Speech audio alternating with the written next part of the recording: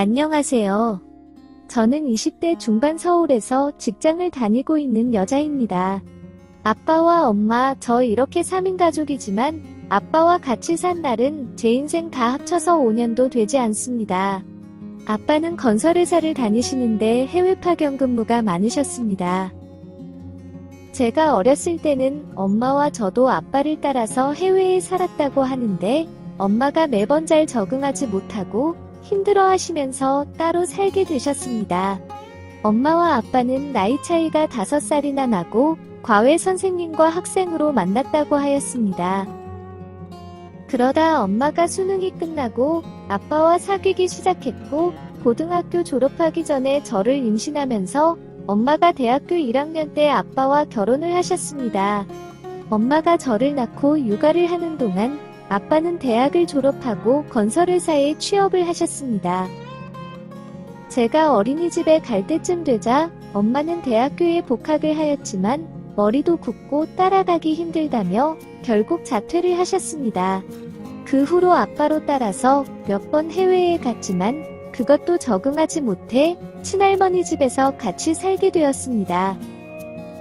그렇게 엄마는 20대 초반의 남편은 짧게는 몇 개월에 한 번, 길게는 1년에 한 번씩 보면서 어린 저를 키우고 70세 후반의 친할머니를 모시며 살게 되었습니다. 같은 여자인 제가 생각해도 엄마가 정말 힘든 삶을 살았다고 생각합니다. 특히 친할머니 성격이 까탈스러워서 방에서 많이 우셨습니다. 그렇게 살면서 친할아버지 제사도 챙기고 명절에 늦게 오는 큰 아빠네들을 식구들 먹고 가져갈 음식이며 반찬까지 다 만드시고 친할머니가 돌아가시기 전까지 13년 동안 시집살이도 모질게 하셨습니다.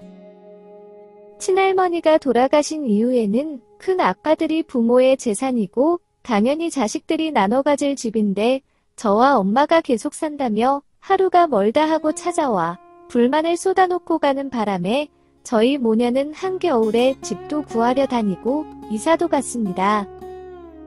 이런 힘든 시간을 보내고 제가 20살이 되던 해에 엄마는 집에 혼자 남게 되었습니다.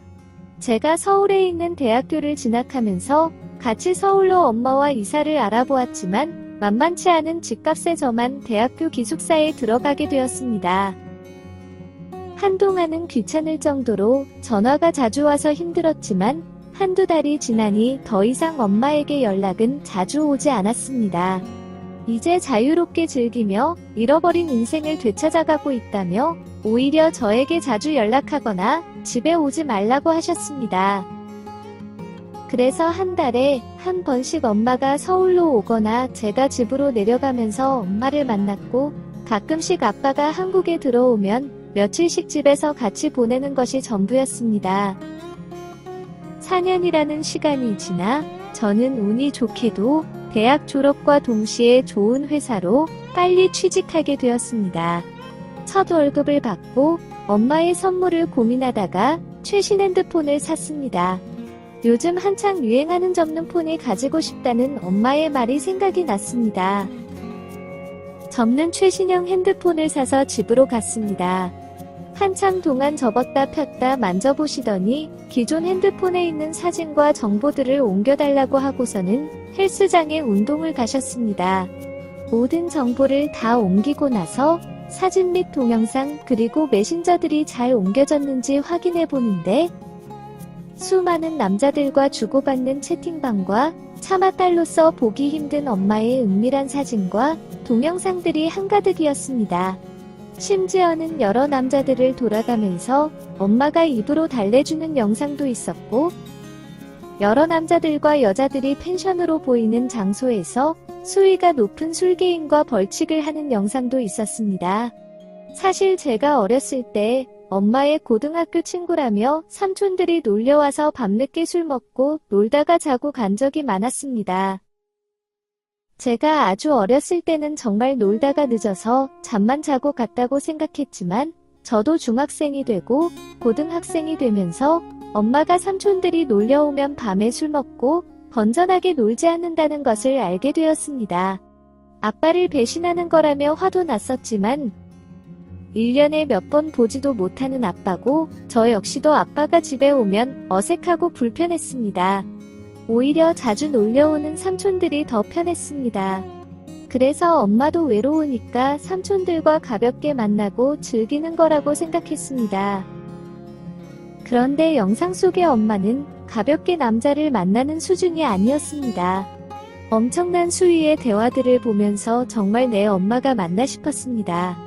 너무나 큰 충격을 받았던 저는 접는 핸드폰을 들고 서울로 그냥 왔습니다. 엄마에게는 폰에 문제가 있는 것 같다며 교환해서 다시 가져다 준다고 하였습니다. 며칠이 지나도 그날 보았던 동영상과 사진 속에 있는 엄마의 모습들이 잊히지가 않았고 이 상황을 어떻게 해야 하나 머리만 복잡해지기 시작했습니다. 이제 와서 새삼스럽게 엄마가 다른 남자를 만나고 있다는 것을 아빠한테 이야기를 해야 하는지 지금까지 모른 척하고 산 기간이 얼마며 그 기간 동안 거쳐간 삼촌들이며 남자들이 한두 명이 아닌데 괜한 분란을 만드는 것이 아닌 건지 결정을 내리지 못한 채 일주일이라는 시간이 지났습니다.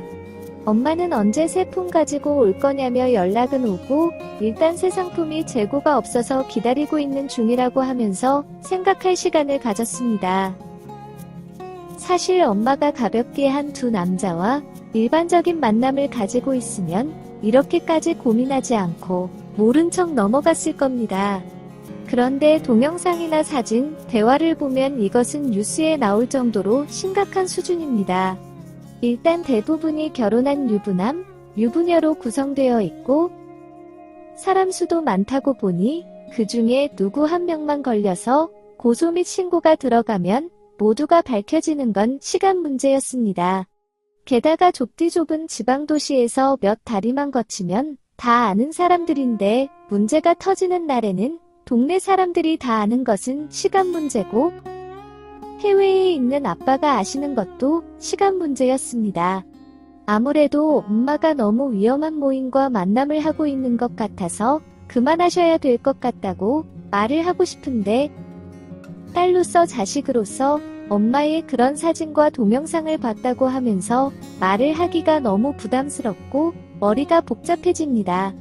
제가 엄마의 일탈을 다 알고 다 봤다는 것을 엄마가 알았을 때 엄마의 반응도 걱정이 되고 엄마가 절대 걸릴 가능성이 없다면서 계속 그 위험만 모임과 만남들을 지속하게 했을 때 어떻게 설득을 해야 할지도 막막합니다.